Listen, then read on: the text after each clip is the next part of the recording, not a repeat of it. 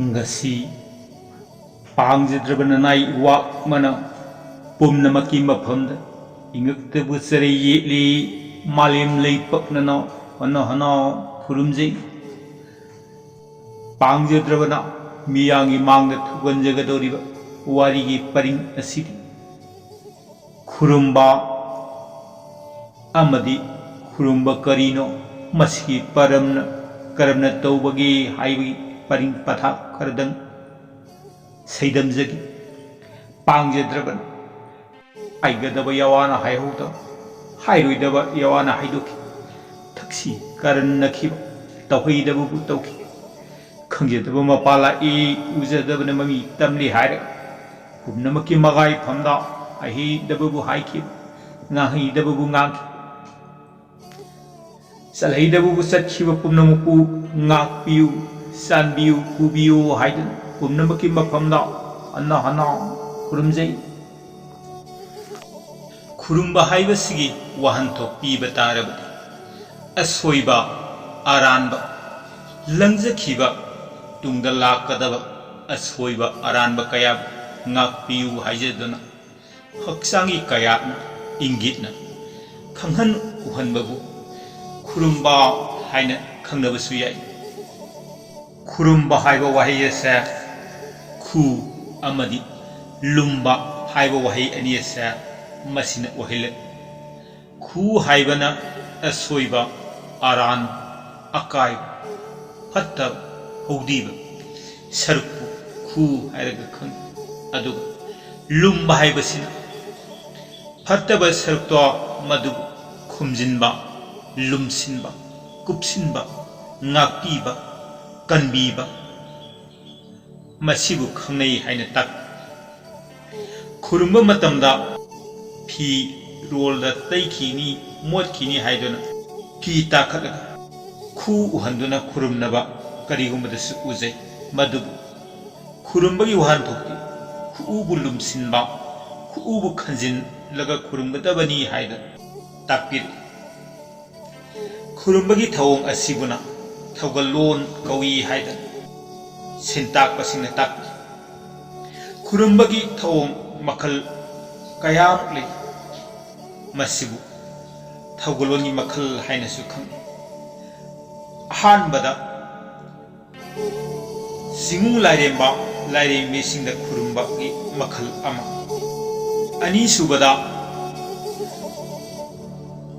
angamathau ningthau amadi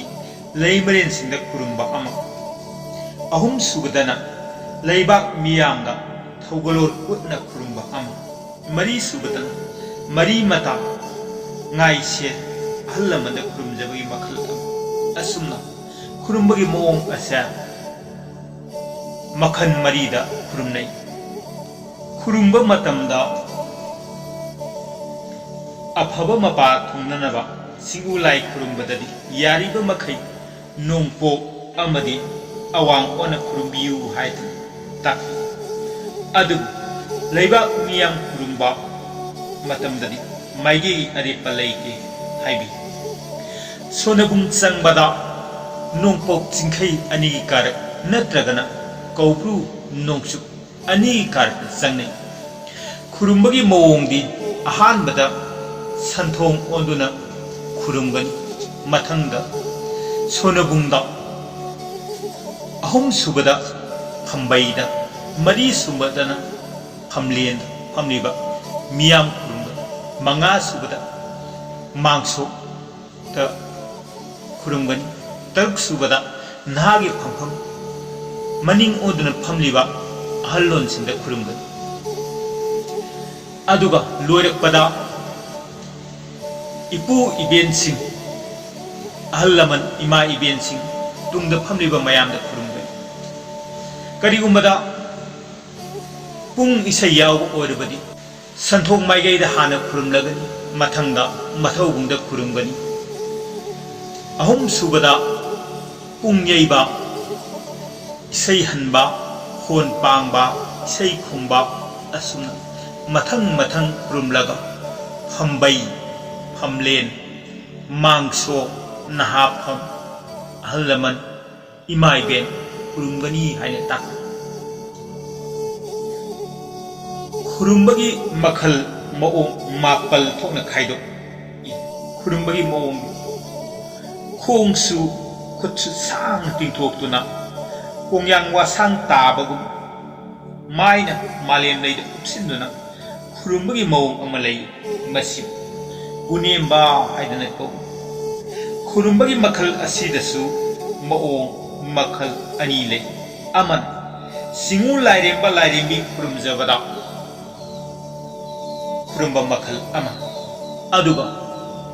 Anisuba Makhalna Sonabung Changbada Thogaloi Singna Thogal Horamdai Say no my Horamdai Ningol Singi Makuroibana Mane Maku Khurumjabada Amadi Mara Lairaba Mina Nakpinaba Khurumbada Sinaba Makhal Ama Lairemba Lairembi Khurumjaba Matamdadi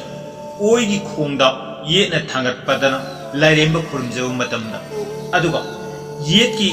Khongda Oi Thangat Padana Lairembi Khurumjaba Matamda Sinne Aduga Lai Natabasing Khurumba Matamdadi Khong Thangat Pagi Param Asya Masi Satnadi Haidun Takpiran Ani Subada Khu Khudak Kunduna Khubakna Laibak Namlaga Laibakna Laibak Sokna Khurumba Makhal Amasulay Masibu Ngaklo Khajangba Natraga Nganglo Khajangba Aine Khang Khurumba Makhal Asya Singu Lairemba Lairembi Khurumbada Angam Mathau Khurumbada Sinay Mathang Tarakpada Ahum Subada Khu Khudak Kunduna Khubam Anina Thamoi Mapada Lonaduna Mit Wishinuna Khurumba Makhal Amasulay Masibu Thoniba Aine Khang Khurumba Makhal Asidadi Numit Khudingi Ayukta Maybe Maira Katuna Mathau Bungda Khurumjabagi Maong Asya Haiba Khurumba Maong Asi Mari Subada Lambi Lamkhangda Ngaishin Unabada Maruk Mapang Unabada Letna Khong Yetna Mang Thanglagada Nupa Oibasing Khurumbada Aduga Oi Thangba Khongna Mang Thanglagan Nupi Oibasing Thagolon Utpada Letna Khutna Laibak Sukna Khurumba Makhal Amalay Masib Thagol Punemba Haidana Khangnei Manga Subagi Makhal Asin Letna Khubam Ani Asya Thamoi Mapad Londun Khurumba Makhal Amalay Masidi Aikoina Ayuk Yahorpa Matamda Mapu Mabu Khurumjaba Oro Hanba Numit Khurumbada Sinay Asigumlaba Khurumba Makhal Asya Masibuna Yaipa Thoniba Haidana Ahallaman Singna Takpira Letna Khubam Anina Laibak Mathakta Lonaduna Khurumjaba Makhal Masulay Makhal Sidi Awaba Taraba Matam Khudong Thiba Thoklaba Matamda Taksi Sonbada Sine Miyam Tinba Matamda Asamba Maongi Khurumbadasu Sine Asigumlaba Makhangi Khurumbasa Purum Taksi Pa Haidana Khangni Tariat Surakpada Khongrai Sanduna Phamlaga Oigi Khubak Mathakta Yetki Khubak Thamduna Mit Uisillaga Mapu Mabu Ningjabagi Thawong Amalay Asigumlaba Khurumba Sa Masibu Hi Konba Haidana Khang Oigi Khutna Makha Thariba Karigino Haidana Kanagumbasin Hangnabasu Yaw Oigi Khutna Malim Imabu Khangnei Yetki Khutna Nungthau Ipagi Masak Lawbani Haidana Ima Mahakna Malim the Labogumadana Oigi Khutna Makha Thangbani Koro Nungdolna Takta Labogumadana Yetki Khutna Matak Thangbani Haidana Oigi Khutna Malim Imani Yetki Khutna Nungthau Ipagi Masak Lawbani Haidana Khut Oina Makha Tharaga Khut Yetna Matak Thangbani Haidana Shintak Purel Sina Takpi Maramasima Khurumba Matamda Ipa Ima Anibu Khurumjabani Haidana Khut Oina Makha Tharaga khut ye na mathak thanglibani haidun haibi Nepan subada khungrai sanna phamlaga oigi khubak mathakta yet khubak upna thamdana mit pang mapu mabu ningjabi khurumba makhal amusulai masibu hiri padam lakpa haidana kauni masibi mapu mabu khurumjaba amadi irenai oina ning lupna naba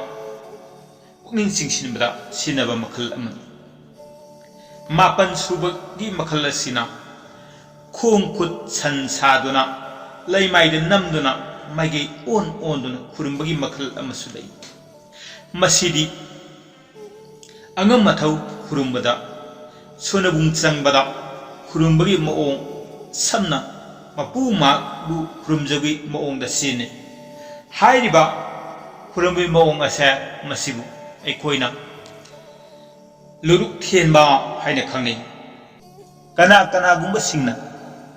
khurumba matamda khutna leibakta namlaga khubam na leibak lomna uplaga khurumbagi makhal am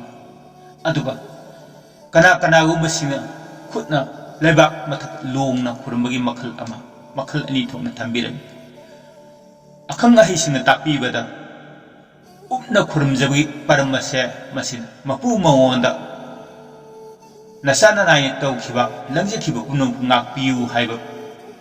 asoi aran kunong ngakpina bidumta khurumjaba matamda upna khurumgani haidan takpira aduga isagi oijaba nungaibe yai phaba thaujalan kubiramu thaujan mahi phanganbiu haidana aigi oijaba phangnaba nijaba matamdadi upliba khutase longna khurumjagi satnabi amasulai asigumlaba ipai puna thambiramba satnabi ase ngasigi mirol khasitang kana jagadra haidun Pangjadrababu nai wa miyamgi thawan jabi iramdam asigi nungsijaraba ipai puna satnabiramlaba satnariba lamgi maramda khangbiningliba ipai pal imaibe slina sisal maruk mapang pai taram pai kuna thambiramlaba thoram thudagi maram khangbiningbasing khangbininabagidamag subscribe tawbiram akhang ahisingna takpi tambiningbal leirabadi comment section da pautak bibir khangbiningbal leirabasu takpi ahibasu tambiram pumnamuku dolabana nai iwakmana hanna khurumjai pumnamaki maphamda arobiya thang nijari